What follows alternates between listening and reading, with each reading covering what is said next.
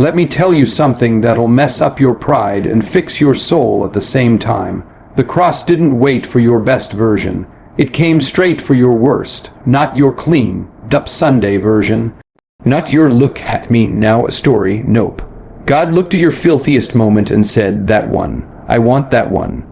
You ever felt unworthy, like really sat in your junk and thought, I'm too far gone?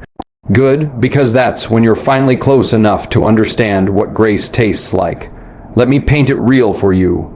Jesus didn't die for you when you were nailing life. He died when you were nailing him. He died knowing you'd cuss his name. He died knowing you'd run from him. He died knowing you'd break every promise. And he still stretched his arms out wide and said, I'd rather die than live without you. You think your sin disqualifies you?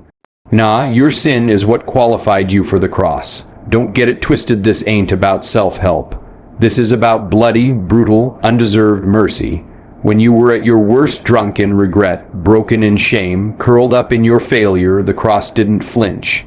The cross didn't wait, the cross came running. So you want to talk about worth? The cross screams it, not because you earned it, not because you cleaned up well, but because love saw you filthy and still said, mine.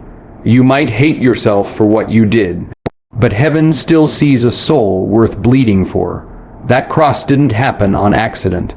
It was aimed at you at your worst, at your lowest, at your most ashamed. So next time that voice says you're too far gone, point it to the cross. And say, this is the receipt, this is the proof I was worth dying for. God didn't wait for your highlight reel. He came for your deleted scenes. That truth alone can break chains if you let it sink deep. Because we live in a world that only celebrates the finished product, the clean resume, the filtered photo, the success story with the scars edited out. But the cross, it ain't impressed by your highlights. It never was. The cross showed up when your timeline was full of darkness, shame, betrayal, relapse, and regret. That's when it came crashing through your mess with blood, soaked love, and said, I'm here for this. See, religion tells you, fix it first, then come. But the cross flips the script and says, come broken, come dirty, come now. That's wild, because you wouldn't even post the version of yourself Jesus chose to die for.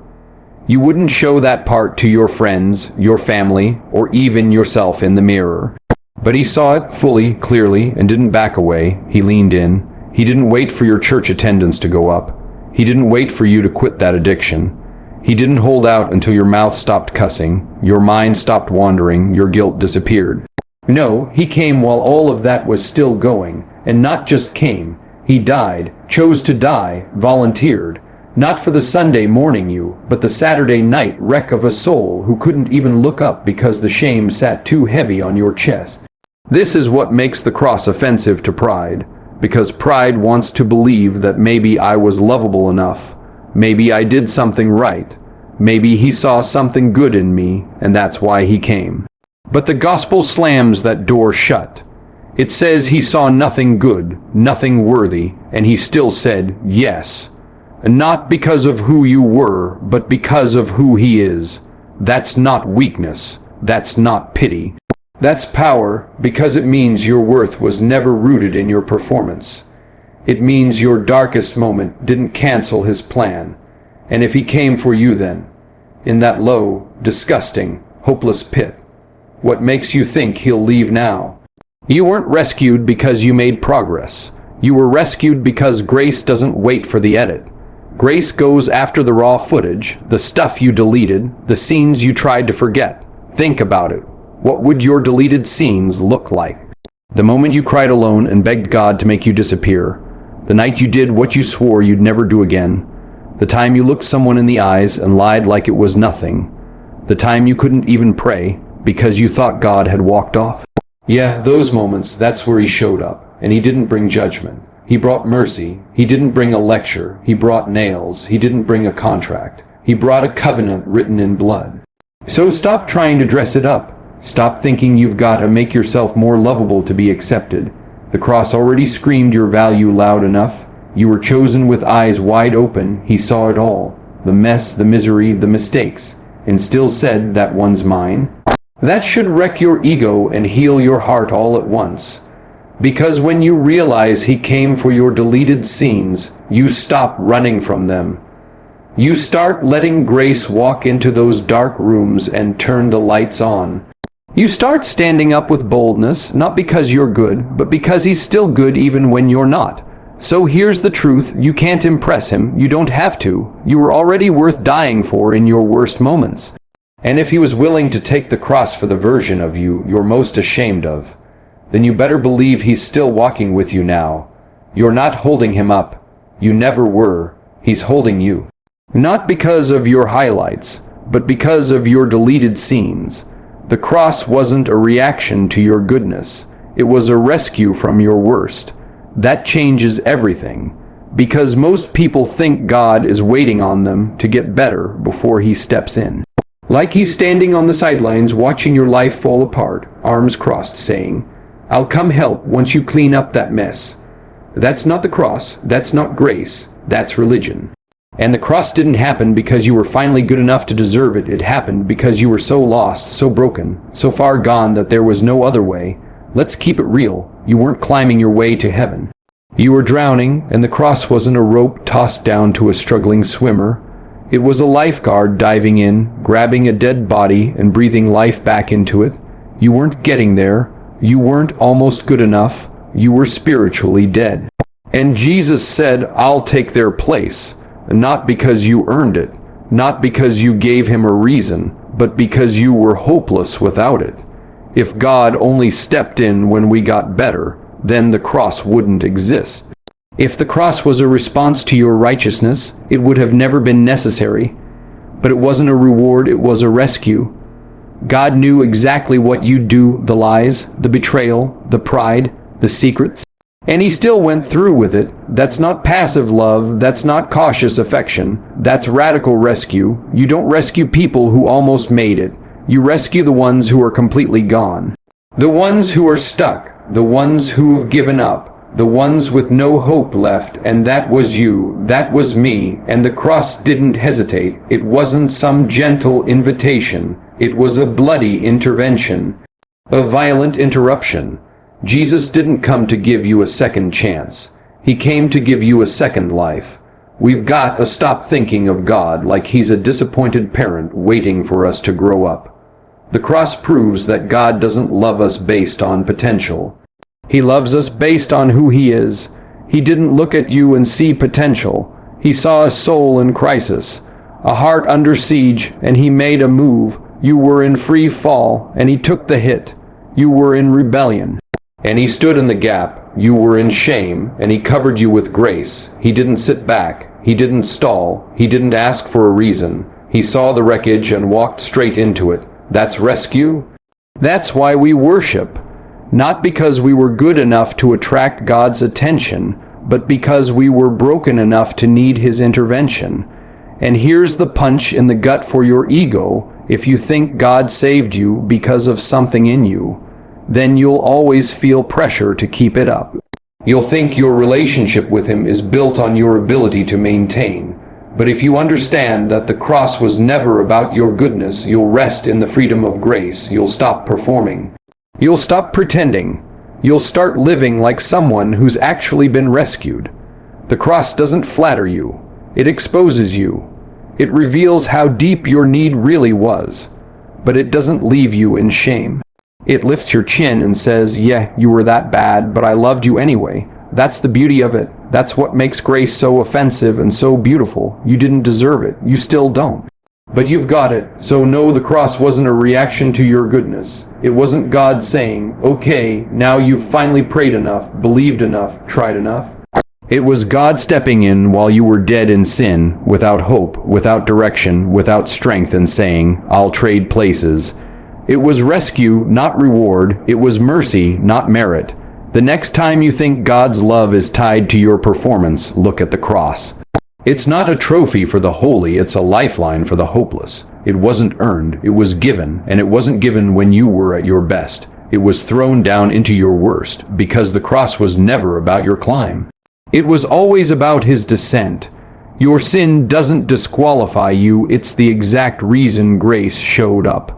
That's the kind of truth that flips your entire mindset. Because most people live like they're on thin ice with God. One mistake away from losing it all, one failure away from being written off. But that's not the gospel, that's fear talking, that's shame talking, and neither of those have a seat at the table where grace rules.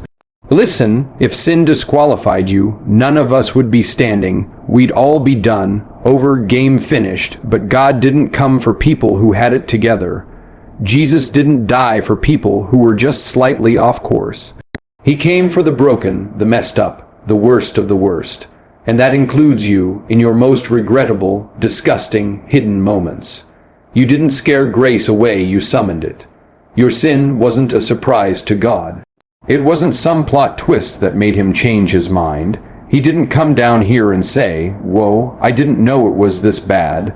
No, he knew the full depth of your darkness, and he showed up anyway. That's not tolerance. That's love with a backbone. That's mercy with blood on its hands. Your sin was the exact address where grace was always headed. But here's what religion does.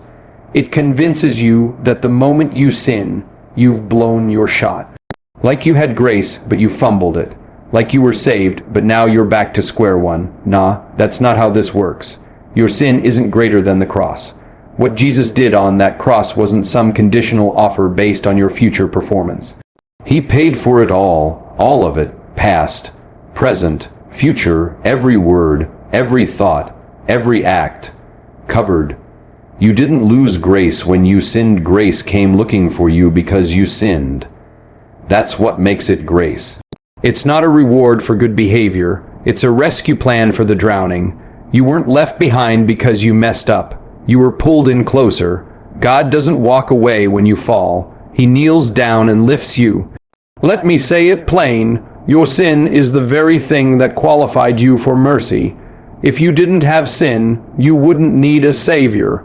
If you were perfect, the cross would be pointless. But because you're broken, the cross became your bridge. Your guilt built the gap, his grace built the way across. Don't believe the lie that says you're too far gone. That's hell's favorite trick, convince you that God only wants the cleaned up version of you. Convince you to hide your scars, fake your faith, and sit quietly in shame. But that's not what Jesus died for. He died to break that lie, to rip the veil, to crush the idea that you ever had to pretend to be worthy. He knew you weren't, and he still came. You know what disqualifies you? Pride, thinking you don't need grace, acting like you're good enough on your own. But sin is where grace does its greatest work. Sin is the soil where mercy grows deep roots. Sin is the scene where God walks in and says, "You didn't earn it, but I'm giving it anyway." That doesn't mean you celebrate sin. It means you stop running from God when you fall into it. Because he's not running from you, he's running toward you every single time. Grace isn't fragile. It doesn't flinch when you fail. It doesn't hold its nose when you show up with the stink of shame. It embraces you right there in that exact state. So stop letting your sin convince you that you're not welcome. Stop letting your failure define you. If anything, your sin just proves how desperately you need him and how completely he's willing to meet that need. This isn't about what you deserve. It never was. It's about what he already decided you were worth. He didn't wait for you to fix it. He didn't ask for a down payment of righteousness. He walked into your mess, looked at the wreckage, and said, "This is why I came." Your sin didn't disqualify you. It qualified you for the one thing this world can't offer: grace that holds, heals, and never lets go. Jesus didn't die hoping you'd be perfect. He died knowing you'd fall, and loving you anyway.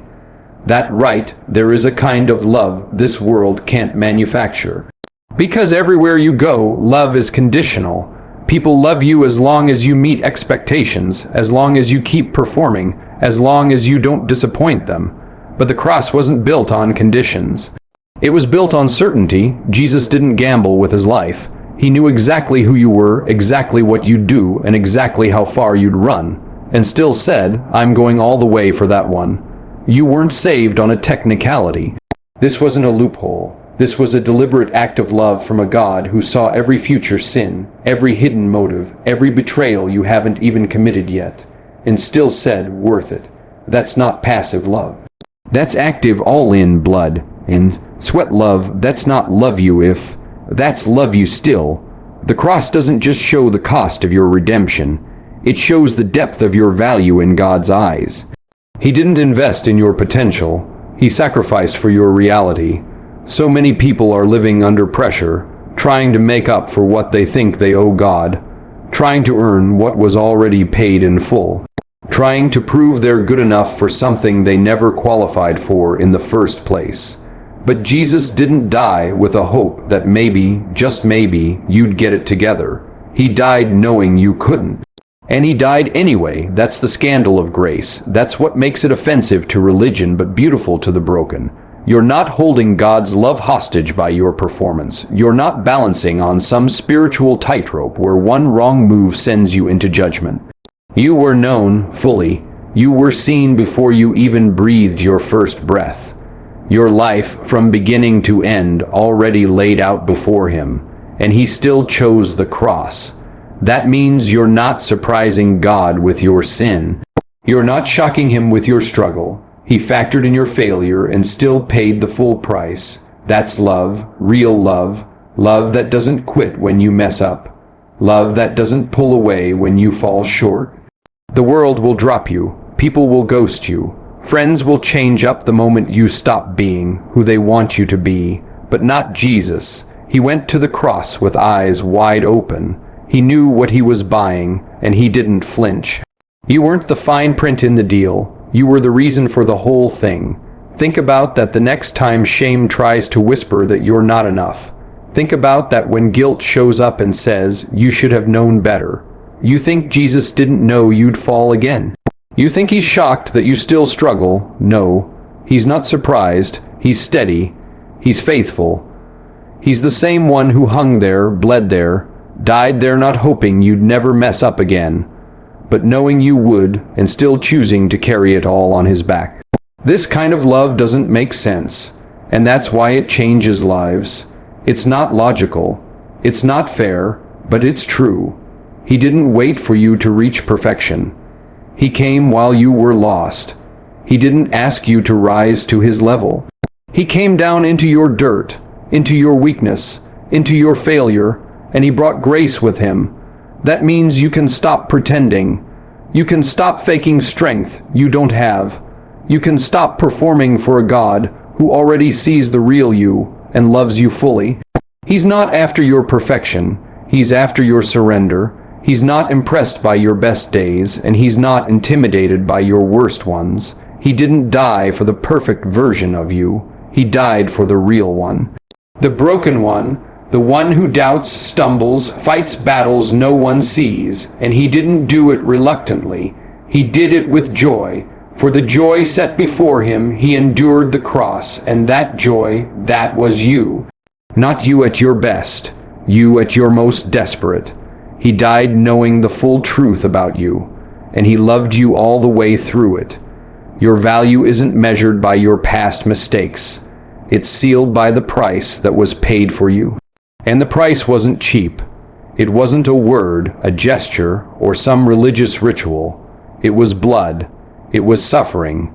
It was the Son of God hanging on a tree, naked, beaten, and abandoned. Not because you were perfect, but because you were worth it. You gotta let that hit you, not in the head, in the heart. Because until you understand what was paid, you'll keep trying to earn something that's already been given. We live in a world that attaches your value to your performance. You mess up and you're disposable. You fail and you're forgotten. You make a mistake and people label you by it. But God, he stamped your value before you ever breathed, and then he proved it. He didn't just speak it. He showed it. The cross is not just about forgiveness. It's about worth. It's the eternal receipt that says, this one right here, they matter, they're mine, paid in full. That wrecks the lie that says you're only as valuable as your last victory. That your worth is tied to your resume, your relationships, your reputation. Nah, your worth was established long before you had a platform, before you got clean, before you found peace, before you understood who he was. He saw you in the pit, in the dirt, with the guilt and the shame, and he said, I'll take that one. And he didn't blink. He didn't hesitate. He walked straight into the fire, and he paid in full. You're not a clearance item. You're not on sale. You're not marked down because of what you've done. The blood didn't pay part of the price. It paid it all. And that kind of love, that kind of value, it doesn't fade. It doesn't waver when you fail. It doesn't shrink when you fall again, because it wasn't based on you. It was based on him, on his decision, on his character, on his commitment to rescue you no matter the cost. Think about this. We don't question the value of something expensive. You don't walk into a store, see a $1.50 000 watch, and say, nah, that's probably worthless. Why? Because the price proves its value. So what does it say about you that Jesus gave his life for you? What does that say about your worth? He didn't die for trash. He didn't die for maybe. He died for someone he considered precious, someone he wanted forever. But here's what shame does. It whispers, you're not worth it. It brings up your history, your screw-ups, your scars. And if you don't know the truth, you'll start believing that voice. You'll start living like you're unlovable, like you're beyond saving, like you've got to work overtime to prove you belong. That's a lie. A demonic, destructive lie meant to keep you stuck, and the cross silences it. The cross says, I knew what you did, and I still came. The cross says, I saw how far you'd fall, and I still said yes. The cross says, you can't mess up bad enough to make me walk away. That's value that can't be touched. That's love that can't be measured. That's grace that doesn't flinch when it sees your worst day. So stop treating yourself like you're damaged goods. Stop walking around like you're barely tolerated by God. You are deeply wanted. You are fully known. You are forever loved.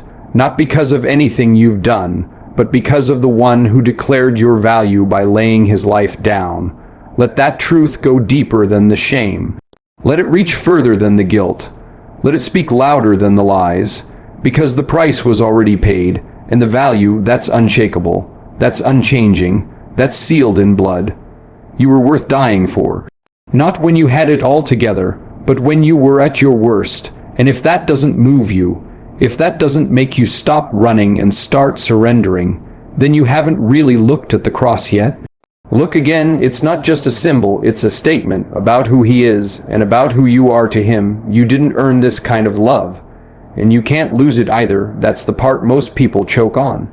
Because we're trained to believe love is fragile, that you've got to keep proving yourself to be accepted, that the second you mess up, love packs its bags and leaves. But not this love, not the kind of love that carried a cross, not the kind of love that bled and died to pull you out of the wreckage. This love isn't on a timer. It's not waiting for a reason to leave. It is the reason you're still breathing. You didn't start it, and you can't stop it. Let's make something crystal clear. If you didn't earn it, then how could you lose it? You didn't perform your way into grace, so you can't perform your way out of it either. God didn't save you because you were impressive. He saved you because he is relentless. His love isn't a contract. It's a covenant, not based on what you can do, but based on what he already did. You think he went to the cross so he could change his mind the next time you slip up. You think he endured betrayal, beatings, and blood just to throw in the towel when you fall again. No. This was all in from the beginning. He didn't come for a trial run. He came for eternity, and when he said, it is finished, he meant for you too. Your shame, your guilt, your performance-driven exhaustion, finished. This kind of love wrecks the rules of religion. Religion tells you, keep it up or lose it all. Grace tells you, you were never holding it together. I was. Religion says, try harder. Grace says, trust deeper.